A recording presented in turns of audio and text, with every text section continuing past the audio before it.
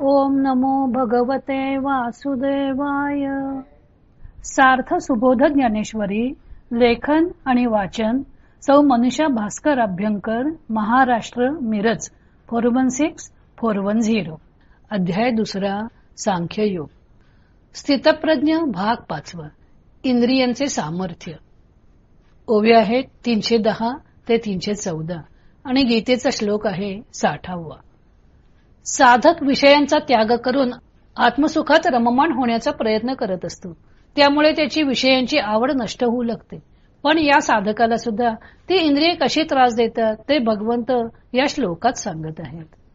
श्लोक 60वा. यततो ह्यपि कौन्तेय पुरुषस्य विपश्चितः इंद्रियाणि प्रमाथीनि हरन्ति प्रसभं मनः. हे अर्जुना, बुद्धी स्थिर होण्याकरता प्रयत्न करीत असलेल्या विवेकी पुरुषाचे ही मन चित्तक्षोभक इंद्रिये बलाने विषयाकडे ओढतात.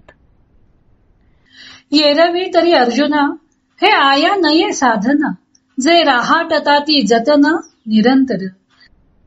एरवी अर्जुना, ही इंद्रिये साधनांना दाद देत नाहीत, जे ती इंद्रिये उच्छृंखल होऊ नयेत म्हणून नेहमी जपून वागतात. जया ते अभ्यासाची घरटी, यमनियमांची ताटी, जे मनाते सदा मुठी धरुनी आहाती. जे आपल्यावर अभ्यासाचा पहारा ठेवतात, यमनियमांचे मनाला कुंपण घालतात व जे मनाला नेहमी मुठीत धरून असतात. तेही कीजती कासाविसी, या इंद्रियांची प्रौढी ऐसी, जैसी मंत्रज्ञाते विवसी बुलविक.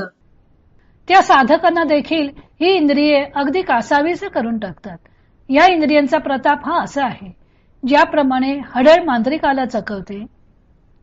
देखे विषय हे तैसे, पावती रुद्धी सिद्धीचे निमिषे, मग आकळती स्पर्शे इंद्रियांचे.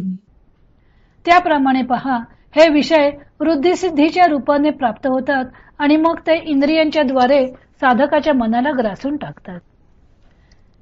तिये संधी मन जाये, मग अभ्यासी ठोठावले ठाये, ऐसे बळकटपणा आहे इंद्रियांचे. अशा पेचात मन सापडले म्हणजे ते मन अभ्यासाच्या कामी पंगू होऊन राहते. त्याचा अभ्यास जागच्या जागीच राहतो. इंद्रियांचा जोर हा असा आहे. भगवंत इंद्रिय किती बलशाली आहेत ते सांगत आहेत. साधक बुद्धी स्थिर होण्यासाठी, इंद्रियांवर विजय मिळवण्यासाठी नाना प्रकारे यत्न करत असतो. पण अशा विवेकी मनुष्याचे मन इंद्रिय क्षुब्ध करतात व ते क्षुब्ध झालेले मन विषयांकडे आकर्षित करतात. ज्ञानदेवाने इंद्रिय संयम करणाऱ्या साधकाचे शब्दचित्र रेखाटलेले. यमनियमादी साधनांच्या उल्लेखावरून त्यांना योग साधक अभिप्रेत दिसतो. मुळात ही इंद्रिये साधनांना दादच देत नाहीत. इंद्रिये उच्छृंखल होऊ नयेत म्हणून साधक आटोकाट प्रयत्न करत असतो. अभ्यासाच्या घरटेला यमनियमांचे कुंपण घालतो. त्यामुळे विषय बाहेरच अडवले जातात. इंद्रियांशी त्यांचा संयोग होण्याचा संबंध येत नाही. मनाला सतत मुठीत ठेवतो. त्याला इकडे तिकडे भटकू देत नाही. अशा प्रकारे सतत आपल्यावर पहारा ठेवतो. आहार, निद्रा, मैथून सर्व काही नियंत्रित करतो. त्याला वाटू लागतं की आपण इंद्रिय निग्रह साधला, आता आपला आत्मसाक्षात्काराचा मार्ग मोकळा झाला असे वाटू लागते. तोच त्याला त्याच्या या साधनेने महासिद्धी प्राप्त होतात. त्या सिद्धी त्याला पुन्हा विषयांच्या जाळ्यात गोवतात. साधना व सिद्धी यांच्या बेचक्यात मन अडकतं. मग इंद्रिय निग्रहाचा अभ्यास जागच्या जागीच राहतो व मन पुन्हा विषयांमध्ये आकृष्ट होते. मांत्रिक मंत्र म्हणून भूताला वश करून घेण्याच्या प्रयत्नात असतो, पण ते भूत काही त्याच्या हाती लागत नाही. ते त्याला चकवून जाते.